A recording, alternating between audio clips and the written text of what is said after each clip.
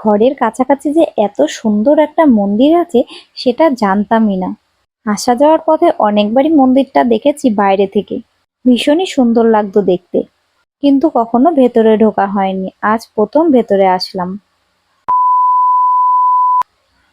মন্দিরটা বাইরে থেকে যতবারই দেখি ততবারই যেন চোখ জুড়িয়ে যায়। এত নিখুঁত কাজ আর এত সুন্দর করে কাজের উপরে রং করা, ভাষায় বলে বোঝানো যাবে না যে কতটা সুন্দর। আমি যতটা পেরেছি চেষ্টা করেছি কাছ থেকে তোলার, যাতে তোমরা বুঝতে পারো যে কতটা সূক্ষ্ম কাজ করা এই মন্দিরটার ভিতরে। এক কথায় বলতে হবে অসাধারণ। আমি এখনো মন্দিরের ভেতরে ঢুকিনি, তো বাইরেই জায়গাটা দেখো কত সুন্দর লাগছে। আর এখানে ভাগ ভাগ করে কিন্তু অনেকগুলো ঠাকুর আছে। প্রথমেই কিন্তু আমি এই জায়গাটায় আসলাম, আর ওই দেখো দূরে দেখা যাচ্ছে ভগবানের মূর্তি। তো ওখানে কিন্তু আছে শিবলিঙ্গ। আর এই ঠাকুরগুলো দেখো কত সুন্দর করে কাজ করেছে, দেয়ালের মধ্যে ছবি আঁকা আর তার সাথে ঠাকুরের মূর্তি, ভীষণই সুন্দর। আমার তো এই জায়গাটা এসে কিন্তু ভীষণ পছন্দ হয়েছে। আর এই জায়গার গেটটা যেহেতু তালা দেওয়া ছিল, তাই কাছে গিয়ে কিন্তু আমি ছবিটা নিতে পারিনি। দূর থেকে যতটা এসছে ততটাই চেষ্টা করেছি ভালোভাবে ছবিটা নেওয়ার। আর এখানকার মূর্তিগুলো কিন্তু একটু অন্যরকম দেখতে, এই জন্য সত্যি বলতে লজ্জা নেই, সব ঠাকুরগুলো আমি ঠিক করে বুঝতে পারি না। যেগুলো বুঝতে পারছি সেগুলো তোমাদের সাথে শেয়ার করছি। সত্যি বলতে কি, আমাদের ওখানকার ভগবানের মূর্তির আকার আর এখানকার ভগবানের মূর্তির আকারটা অনেকটাই আলাদা।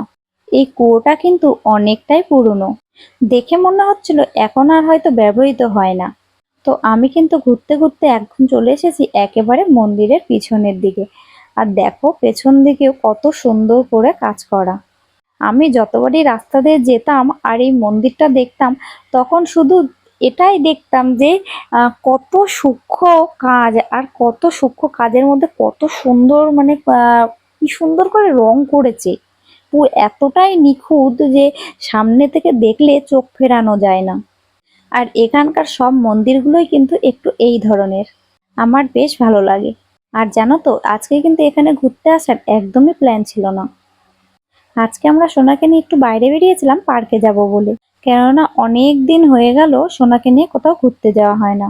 আর এখানে যেহেতু খুব বৃষ্টি হচ্ছে, সেজন্য তো বাইরে বেরোনোই হয় না। তো পার্কে গিয়ে দেখলাম পার্কে তালা দেওয়া। তো পার্কের সামনে অনেকগুলো লোক দাঁড়িয়ে ছিল, তারা আমাদের দেখে বুঝতে পারছিল যে আমরা পার্কে ঘুরতে এসেছি। তো তখন আমাদের বললো যে এখন যেহেতু বৃষ্টি হচ্ছে তাই জন্য পার্কের ভেতরে জল জমে গেছে, সেই জন্য নাকি পার্কটা এখন বন্ধ রাখা হয়েছে। আবার বৃষ্টি কমবে তারপরে আবার পার্কটা খোলা হবে। তো আর কি করব, তো ভাবলাম পার্কে যখন ঘুরতে যাওয়া হলোই না, তাহলে চলো অন্য কোথাও ঘুরে আসি। তারপর বাড়ি ফেরার পথে এই মন্দিরের সামনে দিয়ে আমরা ফিরছিলাম। আমার অনেক দিন ধরে ইচ্ছে ছিল যে এই মন্দিরটার একদিন ভিতরে ঢুকবো, কিন্তু নানান কারণে এর সামনে দিয়ে এতবার যাওয়া আসা করি, কিন্তু ভিতরে আসা হয়নি। তো আজকেও কিন্তু একটু একটু বৃষ্টি পড়ছিল, তাও ভাবলাম যে না, আজকে মন্দিরটা না ঘুরে আর বাড়ি যাব না। তারপরে ব্যাস চলে আসলাম তিনজন মিলে মন্দির ঘুরতে। আর এখানে এসে এত সুন্দর মন্দিরটা দেখে আমার তো মনটা খুব ভালো হয়ে গেছিল। আর এখানে দেখো সোনা কিন্তু ঠাকুর প্রণাম করছে। আর এই জায়গাটা তো আমার ভীষণই পছন্দ হয়েছিল। আর তারপরে জানো তো, আমি এই জায়গাটা তো প্রথমে খেয়ালই করিনি, তারপরে হঠাৎ চোখে পড়লো যে এই জায়গাটায় তো আরো একটা ঠাকুর আছে। তারপরে ভেতরটা ঢুকে দেখলাম কত সুন্দর করে সাজানো এই জায়গাটা।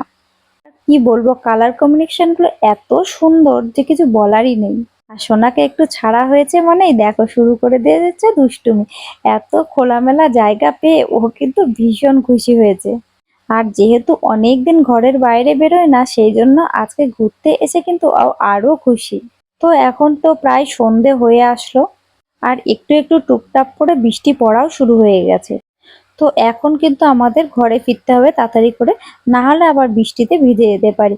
এদিকে দেখো আমি তো সোনার বাবাকে খুঁজে পাচ্ছি না, হঠাৎ করে দেখি সোনা আর সোনার বাবা মিলে আবার এখানে চলে এসেছে ঘুরু ঘুরু করতে।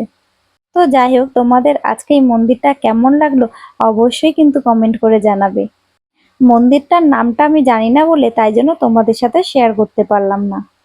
আর হ্যাঁ, যারা এখনো কিন্তু আমার পেজটা ফলো করনি তারা কিন্তু অবশ্যই আমার পেজটা ফলো করে দেবেন নতুন নতুন ভিডিও পাওয়ার জন্য। আজকের মতো এখানে শেষ করছি, টাটা।